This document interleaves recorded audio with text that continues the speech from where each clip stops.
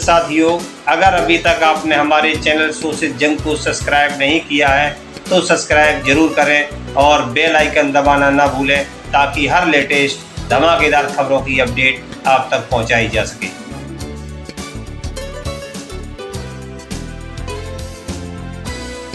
आज ये बीवी बनाने की आवश्यकता क्यों? इसीलिए कि संपूर्ण राष्ट्र पर कुछ आतंकवादी ताकतें चोट पहुंचाने की कोशिश कर रही है। हिंदू, मुस्लिम, सिख, ईसाई सब आपस में भाई भाई का जिस देश में नारा लगता था, वहां हिंदू मुस्लिम के नाम पर सौहार्द बिगाड़ा जा। अभी बहराइच की जो घटना दिखाई गई, सीधे सीधे वहां पर जो भी भीड़ print media, electronic media, social media के माध्यम से साबित हुई, तोड़ फोड़ करने वाले, आगजनी करने वाले, एक पर विशेष के घरों पर हमला करने वाले, दुकानों को जलाने वाले, घरों में आग लगाने वाले लोग नारा लगा रहे थे, जय बजरंगबली, जय श्री राम। मैं यथार्थवादी ताकतों से सवाल करता हूं, क्या जय श्री राम का नारा, जय बजरंगबली का नारा आगजनी, हिंसा, तोड़फोड़, सांप्रदायिक सौहार्द बिगाड़ने का लाइसेंस है? इसलिए आज बीबीए की आवश्यकता इसीलिए है कि इन सांप्रदायिक ताकतों को जो सौहार्द बिगाड़ने की कोशिश में लगी, इनको भी हम जवाब दे सकें। इसलिए इस देश के दलितों, आदिवासियों, पिछड़ों को सम्मान स्वाभिमान के साथ खड़ा करना आवश्यक है, और वो तभी खड़े हो सकते हैं जब उनके पास कोई विचार हो, और वो विचार है बाबा साहब डॉक्टर अम्बेडकर का, हमारे सामाजिक परिवर्तन के महापुरुषों का, हमारे कांशीराम साहब जी का, जिसके बिना पर हम इस बात को जनता तक ले जाएंगे, सावधान करेंगे, सजग करेंगे। क्योंकि मेरी मान्यता है इस देश का मुस्लिम, इस देश का ईसाई विदेशी नहीं, इस देश के दलित, आदिवासी, पिछड़े समय समय सामाजिक रूप से सम्मान स्वाभिमान पाने के लिए अपना धर्म बदले हैं। वही धर्म परिवर्तन करके कभी कोई इस्लाम धर्म कबूल किया है, कभी ईसाई बना है, और यहां तक कि सिख धर्म का इजाद भी इसी वर्ग के लोगों ने किया है, क्योंकि हमारी आदि संस्कृति बौद्ध संस्कृति रही। हजारों साल तक ये बौद्ध राष्ट्र के रूप में था। हिंदू राष्ट्र की मांग करने वाले लोग इस देश के दुश्मन, भारतीय संविधान के दुश्मन। जब भारत संप्रभु राष्ट्र है तो हिंदू राष्ट्र क्यों? अगर हिंदू राष्ट्र बन सकता है तो बौद्ध राष्ट्र क्यों नहीं, जैन राष्ट्र क्यों नहीं, मुस्लिम राष्ट्र क्यों नहीं, सिख राष्ट्र क्यों नहीं? इसलिए मेरी मान्यता है जो भी धर्म विशेष के नाम पर राष्ट्र की मांग करता है, ये देशद्रोही है, संविधान विरोधी है। ऐसे लोगों के खिलाफ कठोर से कठोर कार्रवाई होनी चाहिए, और यथार्थवादी ताकतें चुप है क्योंकि अप्रत्यक्ष रूप से उनका इनको सह मिल रहा है, सहयोग मिल रहा है।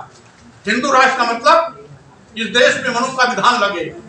जब मनु का विधान लगेगा तो यहाँ पर फिर इस अनुसूचित जात, अनुसूचित जनजाति, पिछड़ों को शूद्र के रूप में प्रताड़ित किया जाएगा, अपमानित किया जाएगा, धन, धरती, शिक्षा, सम्मान से वंचित किया जाएगा, गुलाम बनाया जाएगा।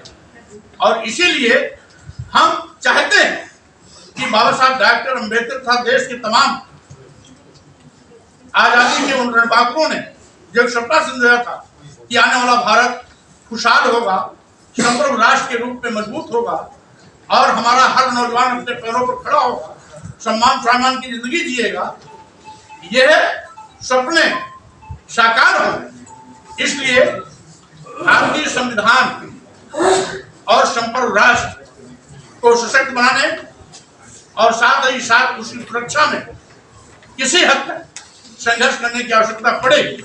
तो लड़ने के लिए हम लोग तैयार होकर के इस गठबंधन को तैयार कर रहे हैं, जिससे कि इस देश में जातवाद, छुआछूत, ऊंच नीच, भेदभाव खत्म हो, विषमता खत्म हो और हिंदू मुस्लिम भाईचारा बना रहे। जिस प्रकार से सभी हिंदू, मुस्लिम, सिख, ईसाई, बौद्ध, जैन, पारसी सब संविधान की नजर में एक है, वो एका बनी रहे, ये हमारा लक्ष्य है। इसी उत्तर प्रदेश में, हम उत्तर प्रदेश की बात कर रहे हैं, एक महीने के अंदर 2 दर्जन से ज्यादा अनुसूचित जात और अनुसूचित जनजातियों की हत्या की गई और हत्या करने वाले एक और विशेष के। क्या जब ये हत्या करते हैं, आरक्षण खत्म करते हैं, हमारे साथ सौतेला व्यवहार करते हैं, अमानवीय व्यवहार करते हैं, तो उस समय हम इनको हिंदू नजर नहीं आते। इसका मतलब है हिंदू, अनुसूचित जात, अनुसूचित जनजात और पिछड़ों के वोट पर डकैती डालने का एक फार्मूला।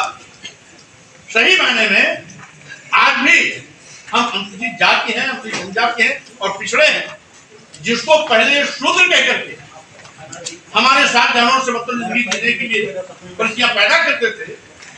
आज भारतीय संविधान लागू होने के बावजूद भी भारतीय संविधान का अनुसरण ठीक से न करके मनोव्यवस्था के मुताबिक समाज को संचालित करने की कोशिश कर रहे हैं।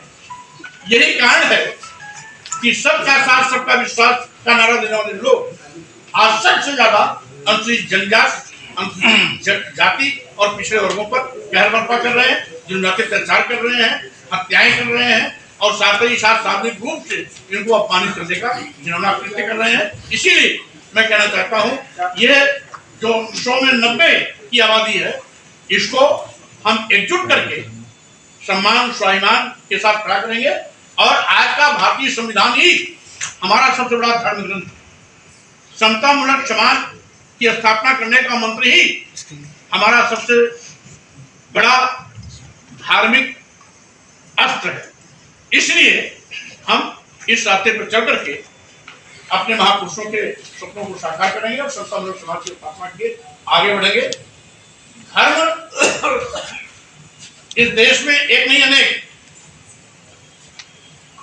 तो यह हिंदू, मुसलमान, सिख, ईसाई, बौद्ध, जैन से भारत नहीं चलेगा।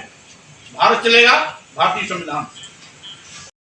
ईवीएम को टेक्नोक्रेट बनाता है तो दुरुपयोग की गुंजाइश भी टेक्नोक्रेट कर देता है। अभी एलन मस्क ने खुली रूप से उन्होंने चुनौती दिया कि जब चाहे हम तब ईवीएम को हैक कर सकते हैं। तो स्वाभाविक रूप से ईवीएम की दुरुपयोग की संभावनाएं 100% है। इसलिए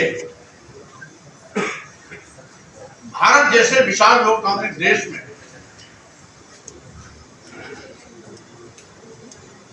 ईवीएम मशीन के माध्यम से नहीं, अपितु डायरेक्ट वोटिंग के माध्यम से होनी चाहिए, जिससे कि सही मायने में जनादेश का मूल्यांकन किया जा सके। मेरी मान्यता है और हम समझते हैं, जितने भी यहां पर राजनीतिक पार्टियां बैठी वो सब चाहती हैं कि पूर्व में जो वोटिंग व्यवस्था थी उसे बहाल किया जाए और ईवीएम के माध्यम से वोटिंग करना बंद कराए। ईवीएम जो है, ईवीएम खराब है, ईवीएम आदि होती है। सबसे पहले वाला ईवीएम कर लीजिए, बाद में संगठन जो आपने बनाया है। इसके लिए आपको क्लियर कर दूं, ईवीएम आई है पार्लियामेंट द्वारा, ये चुनाव आयोग द्वारा नहीं आई है। पीपल्स रिप्रेजेंटेशन एक्ट 1951, इसमें संसद द्वारा संशोधन हुआ और बैलेट बॉक्स के जगह ईवीएम मशीन, ये पीपल्स रिप्रेजेंटेशन एक्ट में बदला हुआ। ये पार्लियामेंट से किया है। तो जब ये पार्लियामेंट से सब कुछ होता है तो हमारे लोगों को पार्लियामेंट जाने की जरूरत है, तभी हम कर